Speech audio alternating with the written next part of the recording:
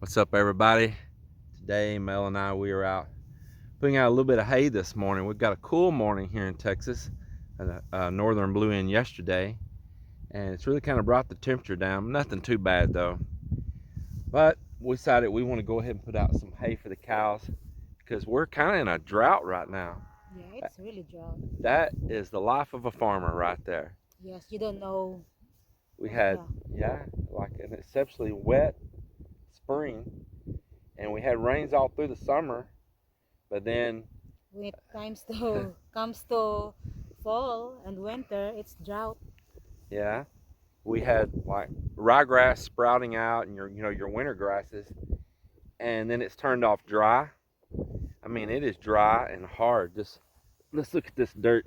It's nothing but Ooh, so just dusty. dry dust, just hard.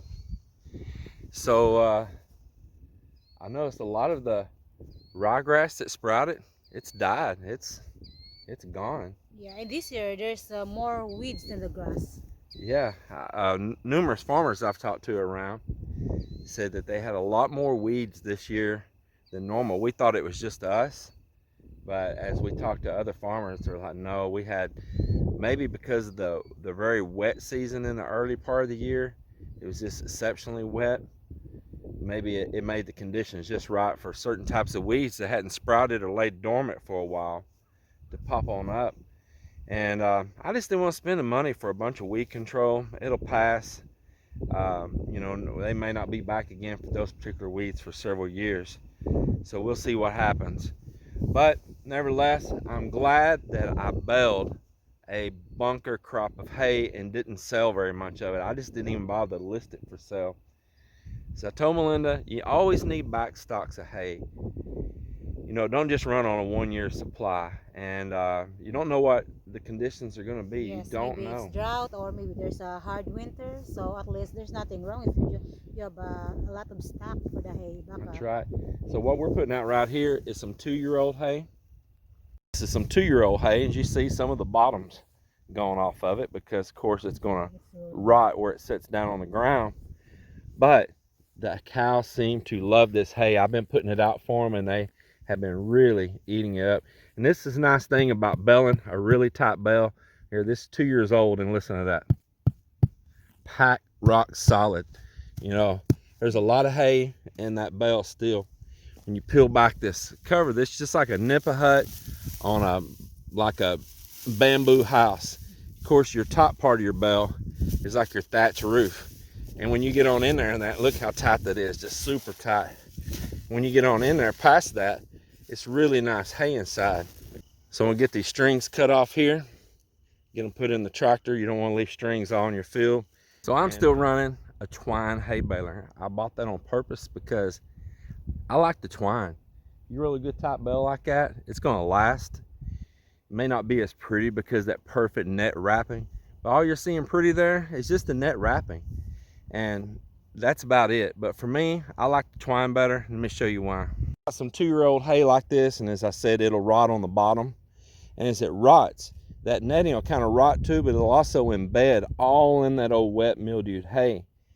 And when it comes time to pull that netting off of it, when you're putting out your bales, it is next to impossible to get all that out of there off the bottom of that bale. A big part of that wet bottom will drop. Yeah, it's hard. It'll drop down. You got a lot of wet decay part that'll just drop to the ground. That's all in it, and you're trying to get all that wet mess pulled out of it. It's heavy. It's just a mess. But this twine, I can just cut it.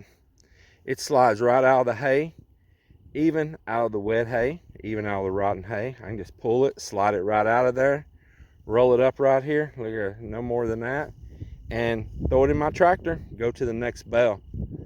These ponds are really low too on water. You may not be able to see it on camera here so well. I know it don't really show it. This pond here is probably at least 5 foot low on water right now, and the water there has been through that hot summertime. It's got really stagnant. A lot of stuff grew on it, where we should already started having some really strong rains by now that should have filled this up, filled it full of nice, cool, clean water. So this is exactly why I put away extra hay in case you had to start feeding early. It looks like there's some green grass on the ground right now, but it's actually nipped right close to the ground. And there's not a very good stand of winter grass unless I wanted to spend thousands and thousands of dollars planting grass. And then you don't know what's going to happen with that. We had a lot of army worms come through. There was people out everywhere spraying for army worms. Big old hole there. And you got the money in the seeds. Then it's all still left to nature as to whether it's going to rain or not.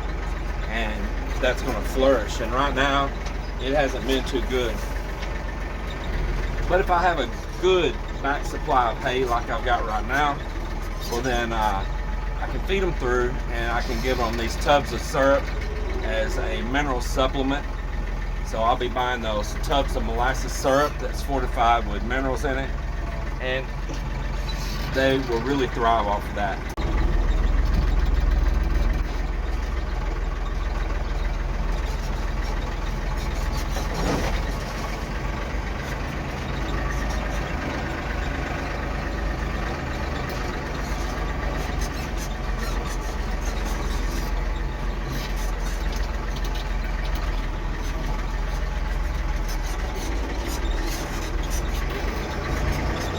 Spot here that I've set out maybe 3 bales now of that clover hay, and they don't hardly leave anything on the ground.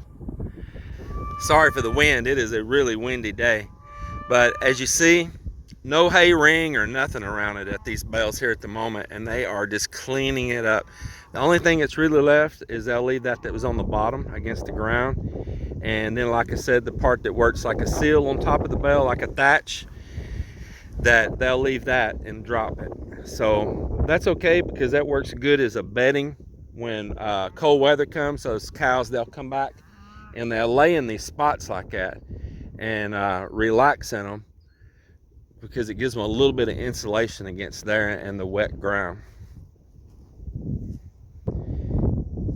You see my good old number 60, she's always the one up front. Yeah, she's always the one in the front. Woo! Come on, girls. Hello, girls. Hello, ladies.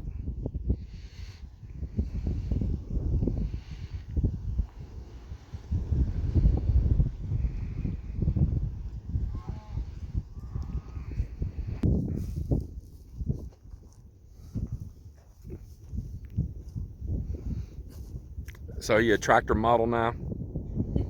Well, because like you said, I'm a truck with a bull, if they have a... I was just worried about that red on and with the bulls out here. Some react to it, some don't. Yeah. well, I'm not, that's why it happened. Yeah. Just in case, at least I'm already the top. Yeah, I'm sure you'll be on top of that tractor fast. That bull ain't gonna bother you.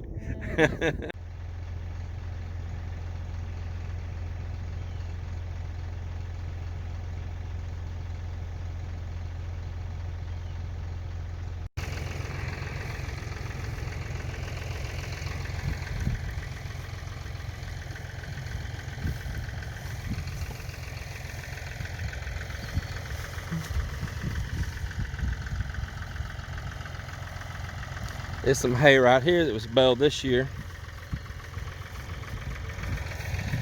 I had it across the road letting some young little yearlings eat it. So they had already broke into it, been eating it, but I decided to bring the rest of the bale here. That is some really nice hay right there. Look at that. That is some nice hay. Smells so good too.